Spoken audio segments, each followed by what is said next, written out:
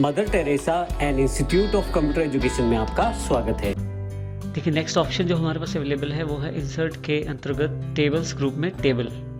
जो आपने डेटा लिखा है उसको सिलेक्ट करके टेबल में कन्वर्ट कर सकते हैं। टेबल में कन्वर्ट करते हुए ये ऑप्शन आएगा, वेरी कर सकते हैं, ओके कर दीजिए। जैसे आप ओके करते हैं टेबल फॉर्मेट में आपका डेटा अवेलेबल हो जाता है। साथ ही यहाँ पे फिल्टर्स भी अवेलेबल हो जाते हैं। आप चाहें तो यहाँ से ऑन ऑफ करके डेटा देख सकते हैं, चाहें तो सिलेक्ट ऑल करके सारा डेटा ले सकते हैं। अब जैसे ही आप टेबल पे क्लिक करते हैं तो यहाँ टेबल टूल्स के हेड के रूप में डिज़ाइन अलग से टैब अवेलेबल हो जाता है, जिसमें काफ़ी सारे ऑप्शंस हैं। जैसे कि इसमें आप टेबल का नाम बदल सकते हैं। आप यहाँ से टेबल को रीसाइज यानी कि दोबारा रेंज सेलेक्ट कर सकते हैं टेबल की। आप अपने टेबल को पाइवट टेबल के साथ समराइज कर सकते हैं। एक तरह से पाइवट टेबल दोबारा जनरेट कर देगा। अगर आप चाहते हैं आपका टेबल में डुप्लीकेट हटा दिया जाए तो रिमूव डुप्लीकेट पे क्लिक कीजिए। किस कॉलम के डुप्लीकेट्स हटाने हैं वो बता दीजिए। जैसे मैंने बताया कि सिर्फ स्टेट के हटाने हैं, ओके कर दीजिए। 6 duplicate values found and removed, ये आपको जानकारी दे रहा है कि 6 डुप्लीकेट वैल्यूज मिली थी वो हटा दी गई हैं और 3 जो अलग वैल्यूज थी वो रख ली गई हैं। ओके करते ही वैल्यूज आपको रख देगा। कंट्रोल Z करके आप अपनी वैल्यूज वापस पा सकते हैं। फिर से डिज़ाइन पे जा रहे हैं हम। कन्वर्ट टू रेंज, अब बाइट जो सिंपल अपना टेबल में जो टेबल से पहले जैसा हमारा डेटा था उसमें कन्वर्ट करना चाहते हैं तो कन्वर्ट टू रेंज करके यस कर दीजिए।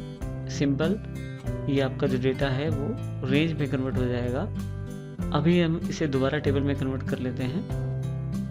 इसके अतिरिक्त आप इस डेटा को किसी दूसरे फॉर्मेट में एक्सपोर्ट भी कर सकते हैं। आप उसको वेबसाइट्स पे भी डाल सकते हैं डायरेक्ट। अगर आपका डेटा किसी फ्रंट एंड से कनेक्टेड है या कहीं से आपके डेटा में चेंजेस हुए तो रिफ्रेश करके आप उसको नया डेटा स्टोर भी कर सकते हैं। इसके अतिरिक्त आपके पास यहाँ पे कुछ ऑप्शंस हैं, बिल्कुल जैसे हमारे पास पाइवट टेबल में थे। हेडर रो ऑन ऑफ कर सकते हैं, टोटल रो ऑन ऑफ कर सकते हैं, बैंड रोज ऑन ऑफ कर सकते हैं। इसी तरह फर्स्ट कॉलम या लास्ट कॉलम या बैंड हिट कॉलम्स जो हैं वो भी ऑन ऑफ कर सकते हैं। और यहाँ से आप अपना मनपसंद स्टाइल भी ले सकते हैं टेबल्स के लिए। इस प्रकार से आप टेबल बार का प्रयोग कर सकते हैं। अगला ग्रुप जो हमारे पास अवेलेबल है चार्ट्स के रूप में। देखिए हमारे पास अलग अलग तरह के चार्ट अवेलेबल हैं। किस प्रकार का चार्ट चाहिए ये आपके डेटा पर निर्भर करता है। हमारे पास जैसा डेटा है इसके अनुसार मैं मान लीजिए कॉलम चार्ट ले रहा हूँ। जैसे कॉलम पे क्लिक करता हूँ उस पर 2D column, 3D column, cylinder, कोन, इस तरह से काफ़ी सारे कॉलम चार्ट अवेलेबल हो जाते हैं। मान लीजिए मैं 3D कॉलम पे क्लिक करता हूँ तो मेरे पास 3D कॉलम चार्ट अवेलेबल हो जाएगा। जैसे कॉलम अवेलेबल होता है उसके साथ ही हमारे पास चार्ट टूल्स के अंतर्गत डिज़ाइन, लेआउट और फॉर्मेट से संबंधित काफ़ी सारे ऑप्शन अवेलेबल हो जाएंगे। डिज़ाइन में यदि आप देखें तो आप टाइप चेंज कर सकते हैं चार्ट का। मान लीजिए मैं दूसरा टाइप लेना चाहता हूँ तो दूसरा ले सकता हूँ। आप इसको टेम्पलेट की तरह सेव भी कर सकते हैं अगली बार के प्रयोग के लिए। डेटा आप रो और कॉलम में स्विच कर सकते हैं। जैसे आप स्विच बटन दबाते हैं देखिए सेल नीचे दिखा रहा है और साइड पे राइट हैंड साइड पे सिटी की जानकारी दे रहा है। दोबारा क्लिक करेंगे तो फिर से उल्टा हो जाएगा। सेल का बार राइट हैंड साइड पे और नीचे की तरफ सिटी के नाम दिखा रहा है, जो स्टेट्स के नाम दिखा रहा है। इसके अतिरिक्त आप डेटा दोबारा सेलेक्ट कर सकते हैं अगर आप चाहें तो। जो रेंज आप दोबारा लेते हैं उस रेंज के अनुसार ये जानकारी फिर से आपको देगा। चार्ट लेआउट अलग अलग तरह के हैं। आप डिफरेंट टाइप का लेआउट प्रयोग कर सकते हैं, डिफरेंट तरह के कलर कॉम्बिनेशन का प्रयोग कर सकते हैं। आप चाहें तो चार्ट मूव कर सकते हैं एक जगह से दूसरी जगह पे। अगर आप किसी दूसरी जगह पे मूव करना चाहते हैं तो न्यू शीट में जैसे मूव करना चाहते हैं ओके, दूसरी शीट पे चार्ट अवेलेबल हो जाएगा आपके पास। ये देखिए मेरे पास अलग शीट पे चार्ट 1 के नाम से मेरे पास अवेलेबल हो गया है। जैसे हमारे पास डिज़ाइन अवेलेबल है चार्ट टूल्स के अंतर्गत, वैसे लेआउट भी अवेलेबल है। लेआउट में आप चार्ट एरिया, चार्ट टाइटल वगैरह सेलेक्ट कर सकते हैं। यहाँ से करंट सिलेक्शन में से फॉर्मेट सेलेक्ट कर सकते हैं, किस तरह का कलर वगैरह चाहिए वो सेटिंग यहाँ से हो सकती है। इसके अतिरिक्त इंसर्ट में आप कोई पिक्चर, शेप या टेक्स्ट बॉक्स में इंसर्ट कर। लेबल्स के अंतर्गत आप ये दिखा सकते हैं लेबल कहाँ दिखाई दे। जैसे चार्ट टाइटल में जाके centred overlay title, above chart, इस तरह से एक्सिस में किस तरह के एक्सिस दिखाए, टाइटल बिलो एक्सिस या हॉरिजॉन्टल में जाके नन दिखाना है। इसी तरह से लेजेंड आप ऑन ऑफ कर सकते हैं। यहाँ से legend at top, at left, जिस तरह का लेजेंड चाहिए वैसा। डेटा लेबल्स भी प्रयोग कर सकते हैं। शो क्लिक करके डेटा लेबल्स दिखाएगा, वहीं से नन क्लिक करेंगे तो हट जाएंगे लेबल्स। डेटा टेबल में शो डेटा टेबल भी प्रयोग कर सकते हैं। नीचे की तरफ एक टेबल बना आ जाएगा। एक्सिस में फिर से आप लेफ्ट टू राइट या axis without labelling in option का प्रयोग कर सकते हैं। जैसे मैं show right to left axis कर देता हूं तो जो इंफॉर्मेशन एक्सिस का था वो राइट हैंड साइड शिफ्ट हो गया है। इस तरह से ग्रिड लाइन भी आप ऑन ऑफ कर सकते हैं। हॉरिजॉन्टल ग्रिड लाइन कैसी चाहिए, मेजर माइनर दोनों तरह की। और इस तरह से वर्टिकल ग्रिड लाइंस का प्रयोग भी आप कर सकते हैं। देखिए मैंने मेजर ग्रिड लाइन प्रयोग की वर्टिकल में। इसी तरह से हमारे पास plot area, chart wall, chart floor और 3D रोटेशन बैकग्राउंड में ऑप्शन अवेलेबल हैं। इसको करने के लिए ज़रूरी है कि आप चार्ट वॉल पे जाएं और मोर वॉल्स ऑप्शन पे जाके एक सॉलिड कलर पहले पिक कर लीजिए ताकि दिखाई देना शुरू हो जाए। मैंने इसे क्लोज कर दिया सॉलिड कलर लेके। इसी तरह से आप चार्ट फ्लोर भी ले सकते हैं। इसके लिए फिर से फ्लोर ऑप्शन पे जाएं मोर में और सॉलिड को फिल कलर ले लें।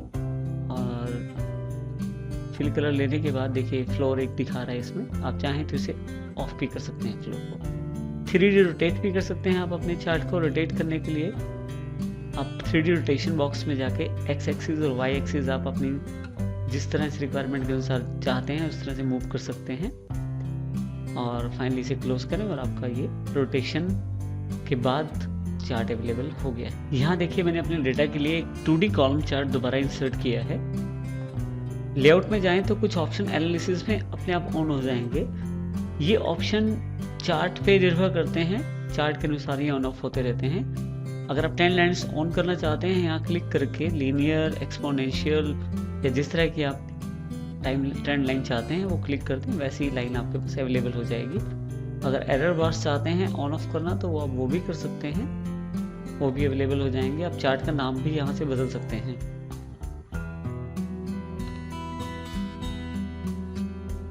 इस तरह से आपके पास चार्ट अवेलेबल हो गया है। चार्ट का आखिरी ऑप्शन चार्ट टूल्स के अंतर्गत जो है वो फॉर्मेट का है। फॉर्मेट में जैसे हमारे पास शेप स्टाइल्स काफ़ी सारे दिए हैं, आप कोई भी शेप स्टाइल इसमें से ले सकते हैं कलर के साथ। इसके अतिरिक्त आप उसको चेंज भी कर सकते हैं, शेप फिलिंग कलर को, आउटलाइन को भी आप चेंज कर सकते हैं। और उसके अलावा इफेक्ट भी आप दे सकते हैं। डिफरेंट तरह के इफेक्ट अवेलेबल हैं चार्ट में भी। 3D रोटेशन या जिस तरह का इफेक्ट आप चाहते हैं वैसे इफेक्ट आप उसे दे सकते हैं। वर्ड स्टाइल भी ले सकते हैं चार्ट का, जिस तरह का इंटरनल टेक्स्ट कैसा लिखा दिखाई दे वो भी आप चेक करके यहाँ से चेंज कर सकते हैं। एक बार किया गया चेंज टेक्स्ट, उसके कलर्स को भी आप चेंजेस कर सकते हैं उसमें, उसकी आउटलाइन कलर को भी और उसके इफेक्ट को भी आप चेंज कर सकते हैं, जो कि चार्ट का इंटरनल टेक्स्ट कलर है। अरेंज, इसके पश्चात जो ऑप्शन है वो है अरेंज ऑप्शन। ये मुख्यतः पिक्चर्स पे काम करते हैं, लेकिन आप इसे चार्ट पे अलाइनमेंट में सेट कर सकते हैं। Snap to grid, snap to shape,